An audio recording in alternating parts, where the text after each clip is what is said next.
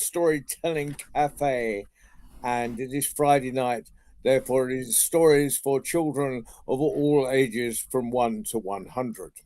And most of us are nearer the 100 than the one that are on the screen. However, throughout the world, there are children who do not wish to have their images on, listening intently and watching intently to tonight's storyteller from Canada, from the from the frozen north. It is a bit frozen at the moment, is it, Norman? Yes, it is. It is. And it is our very own star of the world storytelling cafe, Norman Perrin. Take it away, Norman.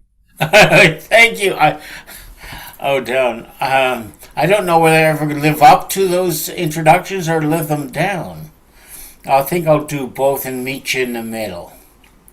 The stories. I am so happy to see everybody here. For those who are traveling from far and wide. Now the story that asked for itself to be told is called The Dancing Lion. Because this story was created by a young girl, later on a young woman, Sabura Royce. And Royce, Sabura, was a child at a place called the Sparrow Garden. And in the garden, people often ask, where do stories come from? Where do they don't come from? And one of the things, one day I came to the garden and I lay a big stump underneath a tree trunk. And then by that tree trunk, I put another stump. And on top of the stump, I put a flat rock. And by the flat rock, I put a bunch of things, little animals and carvings. And last of all, a rusty key. And this rusty key, skeleton key, came to me one day when I was helping tear down a house. And it was up on the second floor of that old house, and I took a step I shouldn't have. And I fell through the ceiling, and just a second, I'm going to have to speak. I'll be back in a moment, okay?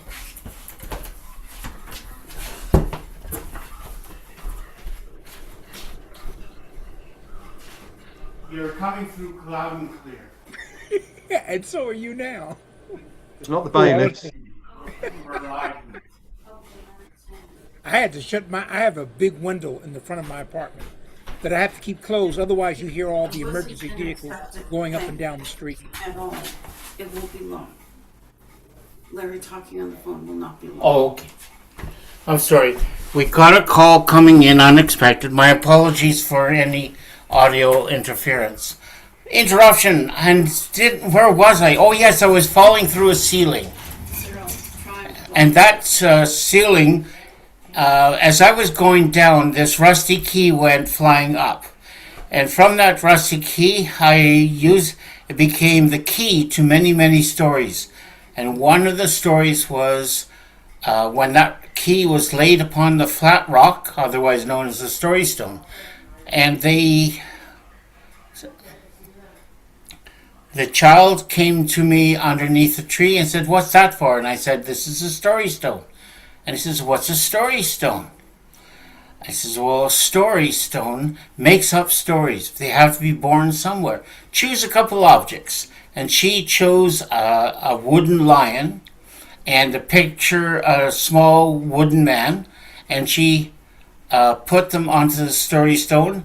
And she got another little babushka doll, looked like a little witch or a woman of the woods. And she put that on. And then we sat by the story stone underneath the tree at the Sparrow Garden long time ago and far away. We started a story, and this is the story that came to Sabura out of the story stone. Long time ago there was a young man, and he received an inheritance, and that inheritance was a farm from a long-lost uncle. And when he came to that farm, it was a good farm. It was good land. There was many open fields. There's lots of birds and animals singing. and by the edge of a great forest, and also there was lions. Tons and tons of lions. They all lived in the forest. There was tall lions, thin lions, skinny lions, quiet lions. But they all roared, and every night they would fill the forest with the sound of roars. And now the young man, he wasn't afraid of lions, so he went to live on the farm. And he worked the land, and the farm grew many good things, vegetables and apples and fruits, and he had all that he wanted, everything except for friends. And why? Because nobody wanted to come and visit somebody who lived by the edge of a forest that was full of lions. And so, but the young man was happy enough. Every day he would work in the fields and watching the birds fly and listen to the other animals of the forest. But most of all, as I said, there was lions everywhere. And he was lonely. Now one day, as he was working, out of the forest there came a little old lady. And the little old lady saw her. Just a second. And the little lady had a whistle in her mouth, and she was playing that whistle. And you'd be able to hear it yourself if I go and find it.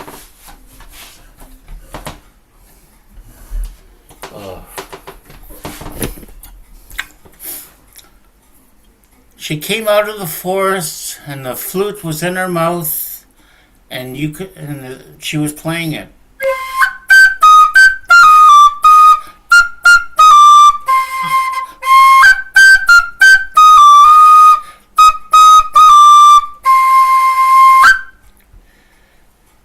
And when she had finished playing, he called, "Hey, Granny! It looks like you've traveled a long ways and you must be hungry. It's time for lunch. Would you like to join me for a meal?" And she says, "Well, Sonny, I am hungry and I would love to join you for a meal."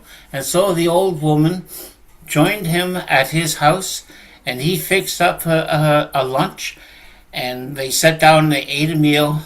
And when they were finished, the old woman said, "Thank you, grandson, for your hospitality. And so I would like to give you something in return for your hospitality. Is there anything I can do for you?" Well, the young man thought for a moment, and he said, "Well, I have everything I want. Well, everything except for friends who come to visit, because they're afraid of the lions of the forest. And so if there's some way I could become friends with the lion, then I would be very happy a man indeed." "Easy peasy," she said. "Simplest thing in the world. But you have to remember to listen." And she said, "I am going to teach you some magic words. And those magic words, when you say them when the sun is setting tonight, you must then, when the words are spoken, a magic fiddle will appear in the air. You take that fiddle and play it. And when the lions hear the music, they will listen to the music, they'll come out of the forest, and they will dance to the music of that fiddle. But now you don't have to worry about if you don't play a fiddle. You'll know how to do as soon as you touch it. Magic is like that. Sometimes the magic comes easy, sometimes it comes more difficult. Now, when the sun goes down, you play that fiddle, and out of the forest there will come a lion, and the lion will dance to the music.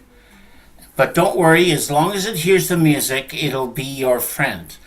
And then you must, while the lion is dancing, you must cut off 12 pieces. 12, not 13, not 14, 12 pieces of the lion's mane. And when you have done that, why, then the lions of the forest will become your friend. So, can you remember that? I can remember that, Granny. And so the old woman said, "Remember my words. By the time when the midnight comes, you must have 12 pieces of the lion's mane. by midnight, because it is at midnight that the fiddle, the magic golden fiddle, will disappear. Remember that, because it'll be a very hungry lion who will be dancing if it's not your friend. So she left this story and walked into another story, and the young man watched her disappear off into the distance.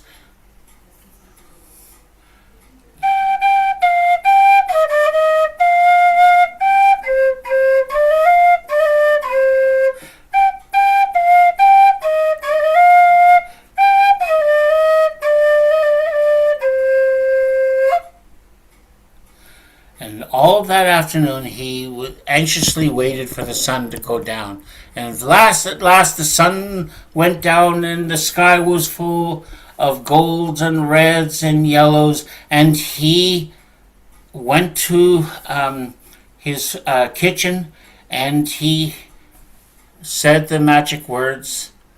And when he finished speaking the last of the magic words, a wind came blowing up, and a golden wind blew through the window and across the forest and across the fields, and formed and created a golden fiddle that's in the middle of his kitchen table. And he reached out and he picked up that golden fiddle, and as soon as he touched that fiddle, he knew how to play it. And he felt himself filled with a wonderful music that he'd never heard before. And he began to play.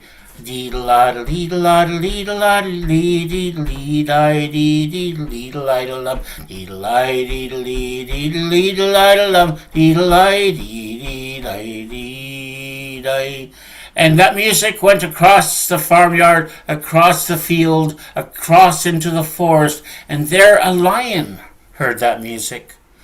And the lion began to dance. First one paw, thump, bump, bump, bump, and his tail began to swish back and forth. Swish, swish, swish. And the lion danced out of the forest and danced into the fields and into the farmer's yards and through the open door, and there was the lion dancing while the young man was playing his golden fiddle. A and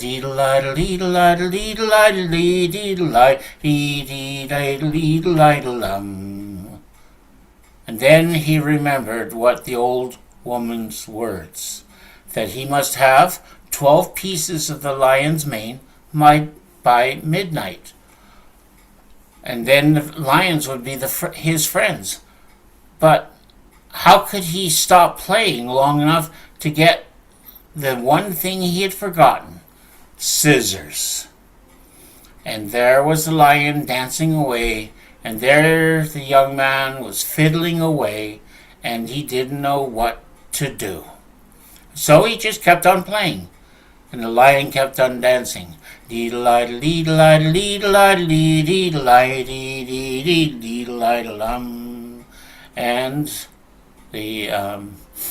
the lion's paws went up and down, thumpity thump, thump, thump, thumpity thump, and the tail went back and forth, swish, swish, swish, and the clock on the wall went tick, tick, tick. And at 10 o'clock, the clock went bong, bong, bong, and there came a knock at the door. Tock, tock, tock. And the door opened, and it was a neighbor of his from the village. And the neighbor saw John and said, "John, I heard the beautiful music. Are you holding a party? And there's a lion dancing in your kitchen." And he slammed the door shut, and he ran away. So what could John do? But he had to keep on playing, and the lion kept on dancing. Deedle-idle-deedle-idle-deedle-idle-dum, deedle-idle-deedle-idle-dum. And the clock went tick, tick, tick towards midnight. And at 11 o'clock, there came a knock at the door. Tock, tock, talk. And the door opened, and there was a young woman who said, "Hey, John, I heard the music. Are you having... Oh, my God, you have a lion dancing in your kitchen." She slammed the door shut, and she ran away. And there the clock went tick, tick, tick. And John kept on playing the fiddle, dee-da-la-da-dee-da-la-da-dee-da-la-da-lum. And the clock kept on ticking towards midnight. And it was 3 minutes to midnight. And John looked at that clock, remembering the woman's words, 12 pieces of the lion's mane. And when suddenly he heard, very low and very soft, but very distinctly, he heard the sound, tock, tock, tock. And the door opened, and there in the door was the little young girl, Sabura, from the village. And she said, "John, I heard the music. Do you have a party?" And she saw the lion. And she did not scream or slam the door shut. She simply said, "John, John, John, you have a lion dancing in your kitchen. How wonderful." And John says, "Yes, yes, I guess it, if you can get a piece, get those scissors over on the table over there, you cut off 12 pieces of the lion's mane before midnight, and the lion will be my friend and your friend. It'll be our friend. Can you do that?" And little Sabura said, "Sure, that's easy. Just play something slow. Like something like 'The Lion Sleeps Tonight.' I think that'll slow the lion down." And so, while she went over and got those scissors, John began to play slow and low. And while Sabura picked up the scissors, went over to the lion, who was swaying back and forth as his tail went back and forth and back and forth. And little Sabura looked up into the great golden eyes of the lion and said, "This won't hurt a bit." And she went snip. Clock went bong, snip, bong, snip, bong. 12 snips and 12 bongs later, it was midnight. And then there was silence.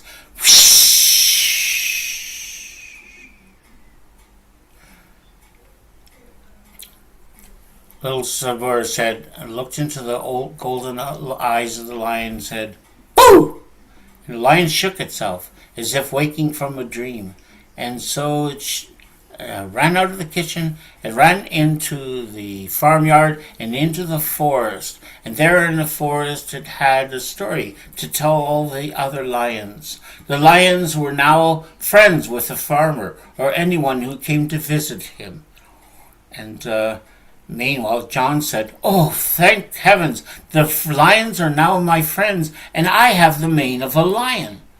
"What do you mean you have the mane of a lion?" said little Sabura. "You mean I am the one that has the mane of the lion, for I am the one that cut it."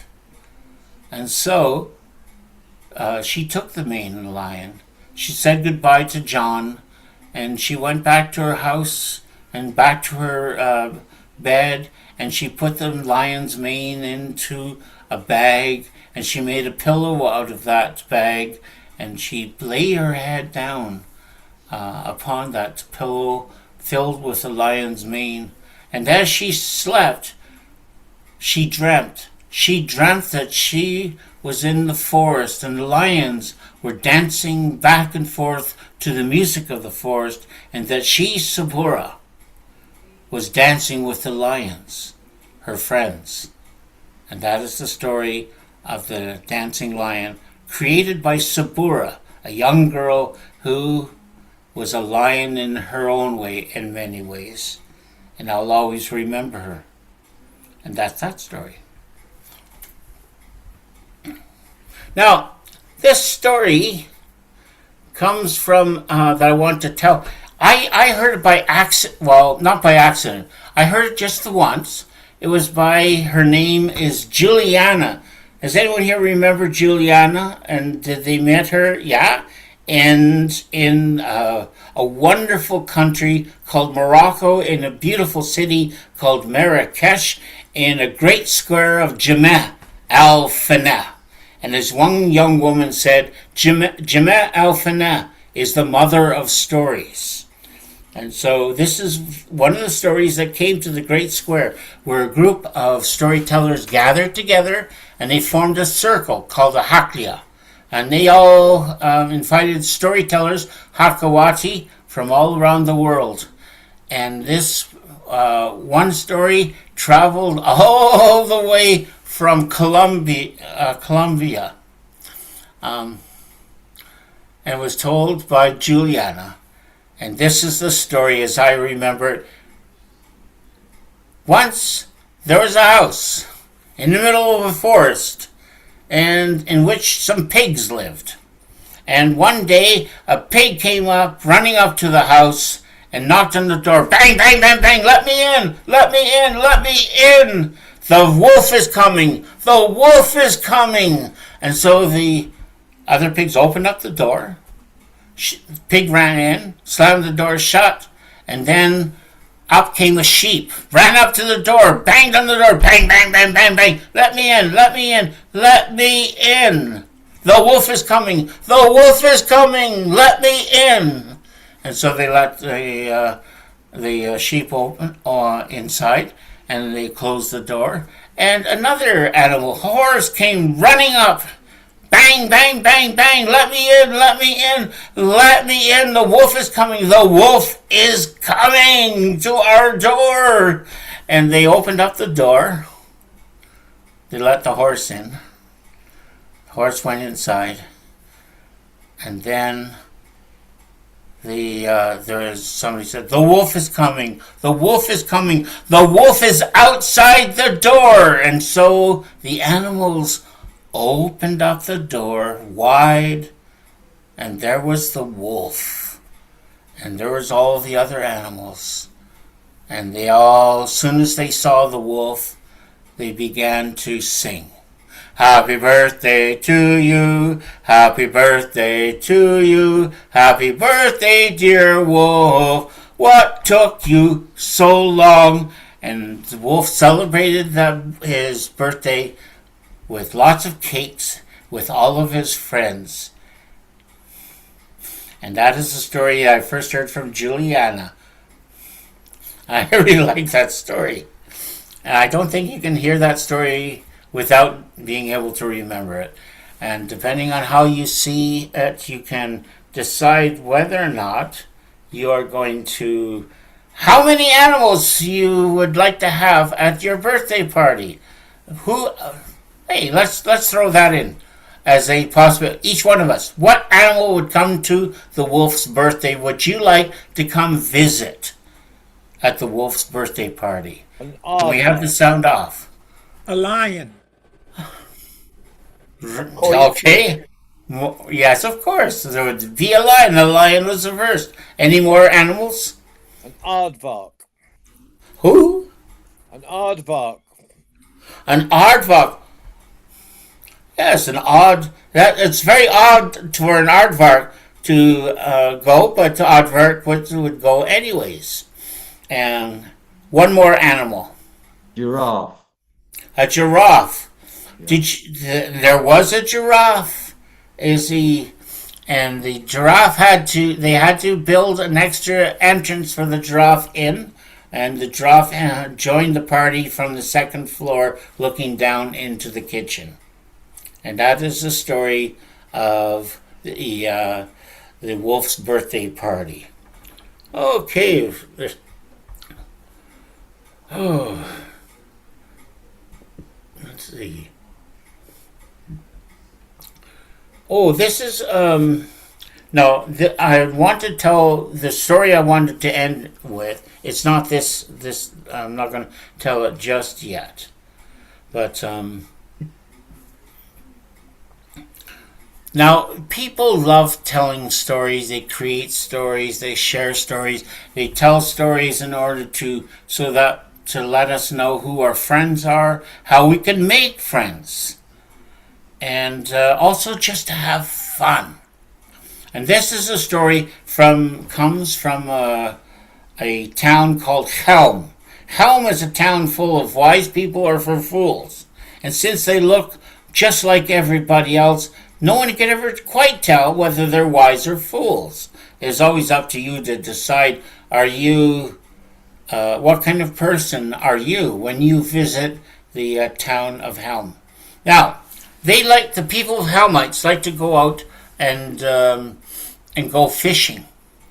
And so they would go out into the middle of the lake, and they would throw out their fishing lines, and each line would have a bit of bait on it, and they would wait, and they would wait, and they would wait, and they would wait. And just to make sure this story doesn't get too long, they would each catch a fish, and they pulled the fish into their boats.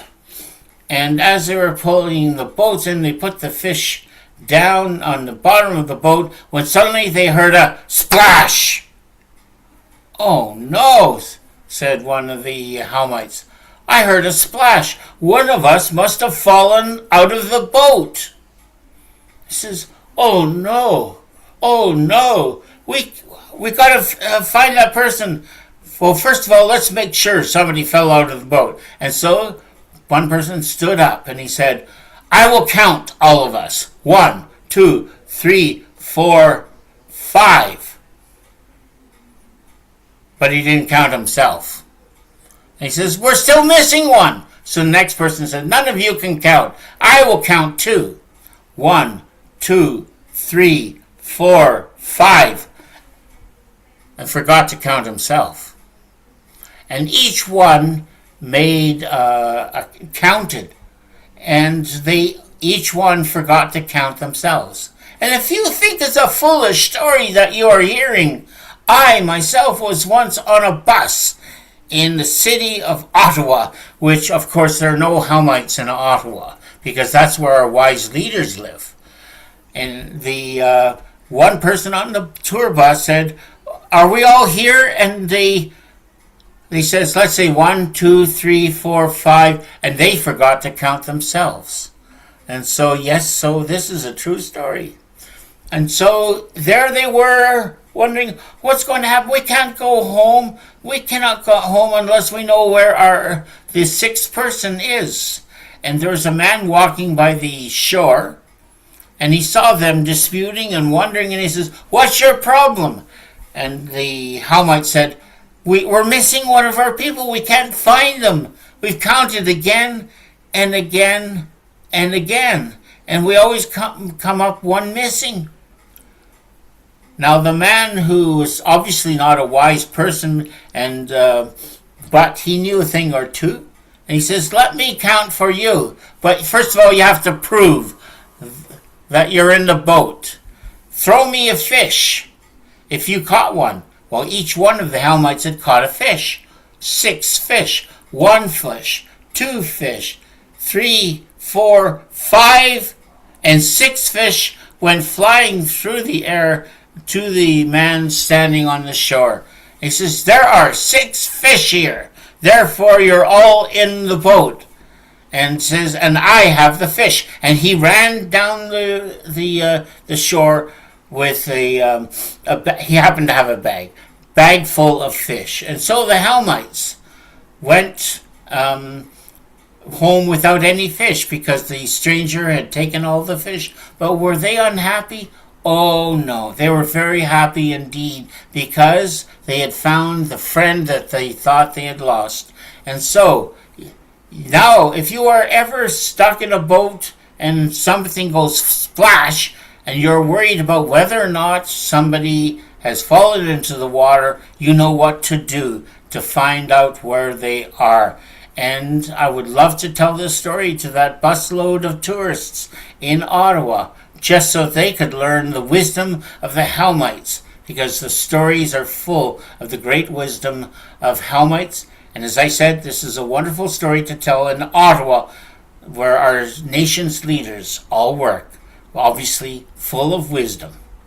And that's the story.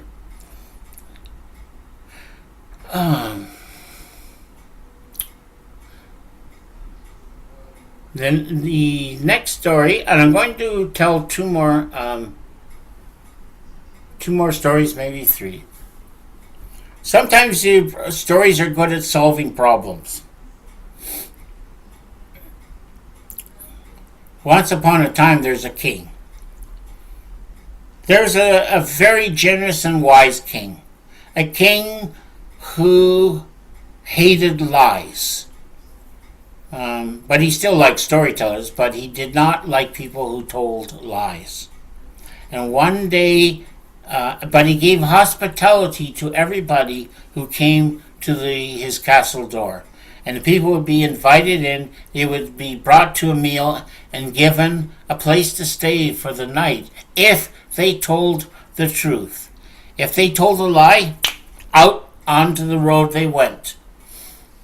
And now one day there came a man, a storyteller, who was invited to the presence of the king, and he was told about the rules. You must polite this, polite that, be kind, but you also must not tell a lie.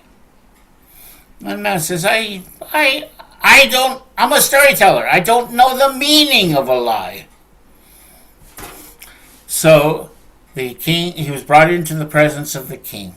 And there at the king's feasting table, the food was being laid out. And the first thing brought out was a wonderful bowl of soup. It was a delicious soup. It had been made from a special recipe handed down many, many years, made a recipe called stone soup. That's just a story for another time. And so they ate and drank, and they had bread that went with this soup, and they ate more bread and they ate more soup, and a huge bowl of soup was eaten by the traveling storyteller. And finally, the king says, "You seem to have eaten a great deal." He says, and yet we still haven't had our next course. That's a roast beef. And fellow said, "Are you full?" "Well, I'm full," said the traveling storyteller. "I couldn't eat another bite." "Well, okay, then we'll see about that," said the king. "Bring in the roast." And the roast was brought in with potatoes and parsnips and whatever vegetable you happen to like. And a big slice of the roast beef went to the king's place, and the king ate, and he ate more, and the smell of that roast went up into the air and filled the room. And the traveling storyteller saw the roast beef, and he was taking deep breaths of the smell of that. It was delicious, and his mouth was watering, and the king noticed this. "It looks like would you like to have a piece of this roast beef?" "Yes," said the man. It's so delicious looking. I'd love to have a huge piece." "Well, that's the first lie you've told," said the king. He said, "because you said you were full, couldn't eat a drop, another bite more. Now you've told one lie, and I should kick you out now. But I'm in a good mood. That was really good roast beef I had, so you can sit down and for the rest beef. And then after the end of the meal, I'm going to kick you out." "Fair enough," said the man. But and so and they cut out a big slice of the roast beef. I forgot that part. I don't want to miss. So the man, the traveling storyteller, he ate his piece of roast beef along with more parsnips and more potatoes and gravy, etc. Now, then finally, when they were finished that, the king said, "It's time for dessert." And what kind of dessert did he say? "Well, most people like chocolate cake. Do you like chocolate cake?" "I love chocolate cake," said the man. "But like I said, are you full?" said the king. "Yes, I'm full." And the chocolate cake was brought out. What they call as one of those special cakes, and you can look it up if you wish. And you might have to wait for the internet to come along to tell you what death by chocolate means, but it was a cake to die for. And the king had a huge piece, and along with mint tea, and he was eating the chocolate cake, and the traveling storyteller saw the chocolate cake, and his mouth was watering. He was watching every bite of the cake go from the fork into the king's mouth, and king saw this, and he said, "Would you like to have some of this chocolate cake?" "Oh, I would love to," said the man. He says, "Oh, well, that's the second lie you've told. You said you couldn't eat another bite more, and yet..." And they bring in some slight chocolate cake. They gave it to the traveling storyteller, and traveling storyteller ate that chocolate cake by death, because he said, well, they call it death by chocolate, but it was enough to bring him back to life again. He says, that was the best chocolate cake I've ever had. "Well," said the king, "I'm glad you enjoyed your meal, but I'm afraid you won't enjoy that you are going to spend the night on the road because you've told lies." And the man says, and the traveling storyteller says, "No, I haven't told a lie." "Well, that's a third lie," said the thing. "No, I can prove I told the truth." There has to be three lies, right? Or, as the traveling storyteller said, "I have not told any lies. I told three truths." "How is that?" asked the king. "Let me prove it." And the traveling storyteller says, "Get a servant to bring in a bucket of rocks." And they said, "What? If you want me to prove that I've told three truths and not three lies, bring a bucket full of rocks." And a bucket of rocks were brought. And the traveling storyteller said to the king, "Would you say the bucket's full?" "Yes, it's full of rocks." He says, "Yes, but now I want you to bring in a pail of sand." "What for?" "Bring in the sand," said the traveling storyteller. And so a pail of sand was brought in, and they poured the sand in between the rocks until it was level in the bucket. "Would you say the bucket's full?" asked the traveling storyteller. "Certainly, it's full of sand. I couldn't hold anything more." "Uh-huh," said the traveling storyteller. "Now bring in some water." And water was brought in.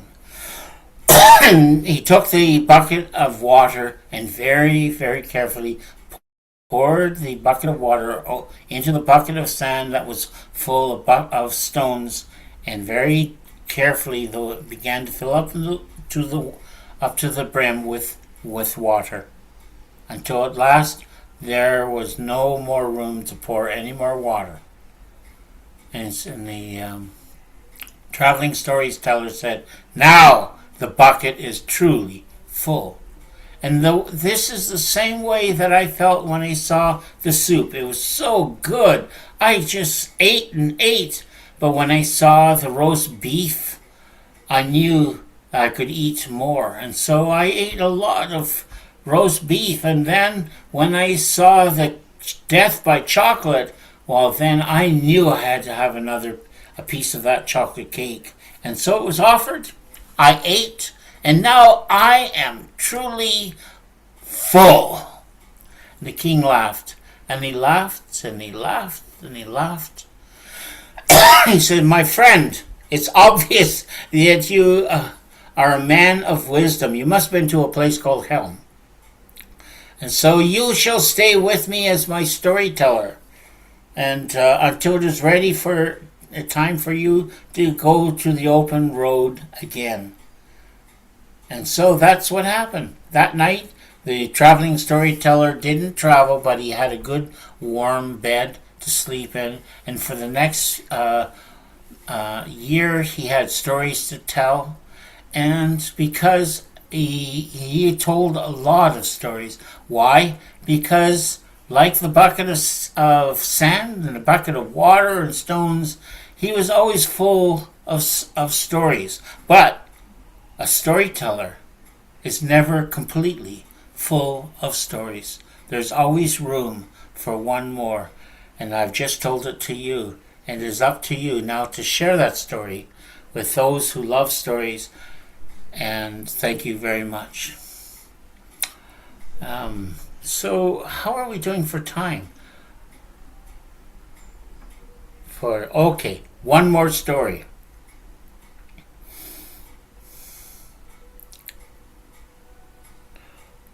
This story comes from the Cherokee people in the eastern United States, and it's called the Story Stone. And very much like my set of stories, it begins at the beginning. But where does it end? It ends with all the stories of the world. But at the beginning there was no stories at all. There was just people who went into the forest to look for food and to go hunting. And there was a young boy who went out into the forest, and he was picking wild garlic. They call it ramps in the United States. And you'll definitely know somebody who's been eating ramps when you go that. But that's a story for another time. And so, as the boy was pulling and filling a bag with these pungent vegetable called wild ramps, he got tired, and so he went to rest up against a great stone. And the stone didn't say anything, because stones didn't talk in those days. They still don't talk much, but that's a story for another time. But as he was leaning up against that big rock, the young boy heard the stone begin to speak. And the stone said, "Would you like to hear a story?"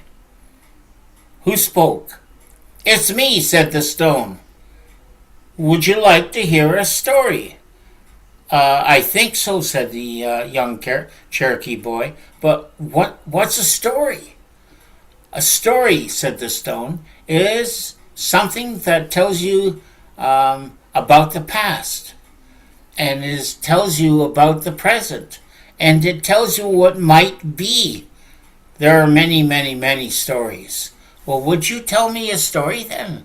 asked the young boy. "Well, I could do that," said the stone, "but you have to pay me first. What will you give me?"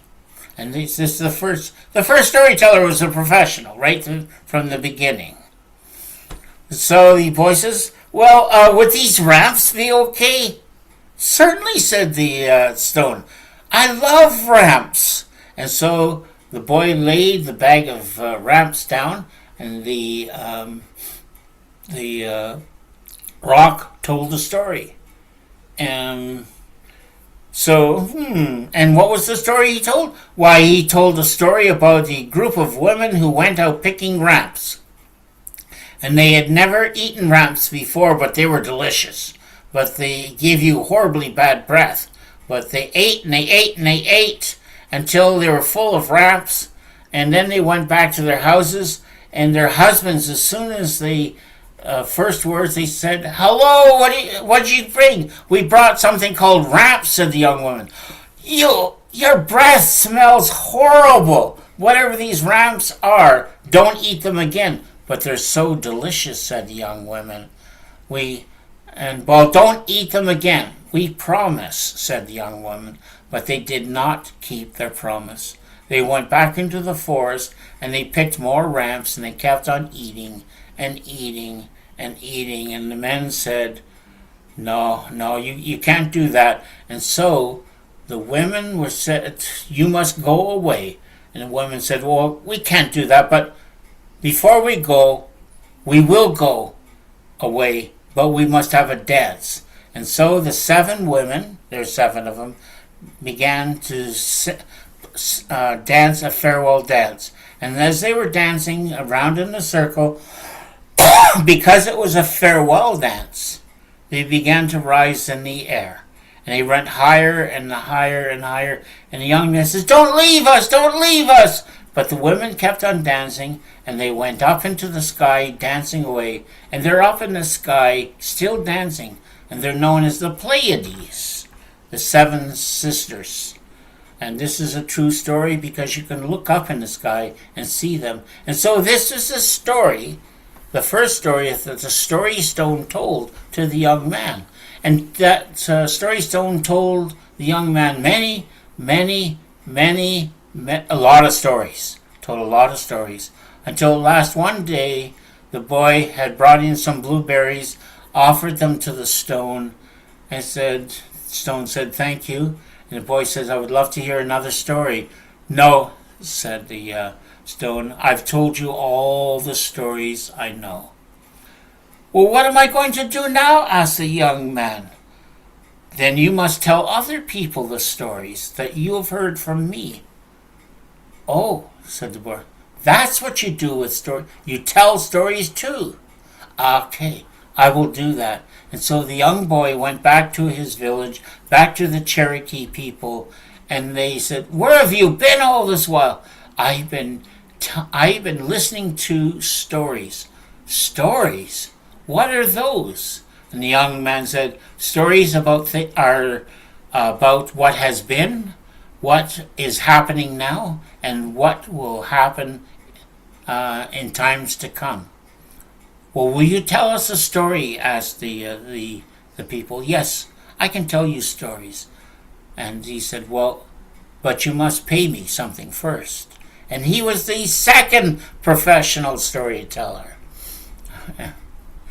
And so the people heard the stories, and they retold those stories, and those stories were told, and those stories traveled around the world, all the way. Stories of all many things, especially one called the Dancing Lion, but as you have already heard that story.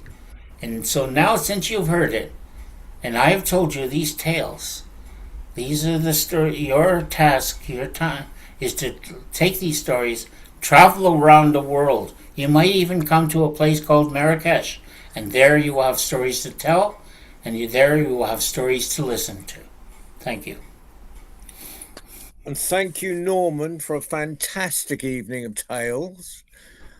And it's always a joy to have you on. Before I announce next week, I'm going to suggest that people go to catch up and listen to the program that was on last Saturday of Young International Tellers. And on that, our own King Cute Mr. Fake Police Officer Deputy Louis, or King Louis as he's better known, has told the most fantastic version of Beauty and the Beast. And it was brilliant. And I recommend everyone goes on catch up and has a listen to that. So did you enjoy Norman tonight, Louis? I have, yes, thank you. It was awesome. Thank you, Louis. So next week's awesome storyteller is Keith Rogers, and I'm looking forward to that. Next Sunday, not this Sunday coming, but the Sunday after, is a worldwide story round. Anyone who wants to tell a story can come on that, and that's But for now, another huge round of applause for Mr. Norman Perrin. Wonderful stuff, Norman. Never tire of listening to you. Never tire. Thank you. I'm truly honored. It's been a bit of a challenge, a little bit, but it's the stories that keep us all going, and I wish all the best in the coming year. And now You were give exceptional your today. sister. Is it your sister's that place you're at the moment? I am at my sister's place. Yeah, well, you can tell her she can have her establishment back, and she's quite welcome to go on the phone anytime she wants, being as it's her phone. Oh, and yes, I must admit I was taken a bit by back. We had planned things a bit, but we're okay now. And It's your sister. yeah, She should be used to you by now, Norman. we're still working on that part. Okay. Meanwhile, Okay. Waleed, thank you for flying the magic carpet once more. Good night, or good day, or good afternoon, wherever you are in this big wide world. Bye, everybody. Bye Bye. bye, Care, everyone. everybody. Take care. Bye. All right, take care. Bye. Bye. Norman, it was great. Later, Despina. All right, Later, Louie. Um, Always a joy seeing you, Louie. Always. oh, You me too. Me you too. you make my Fridays fantastic. Oh, thank you. Steve. It's my evening. All right. I'm about to go have a late lunch. All No. right, everybody. Take care. Take care. Bye bye. Until the next time. Yeah. Thanks, Waleed. Later, Despina. C out.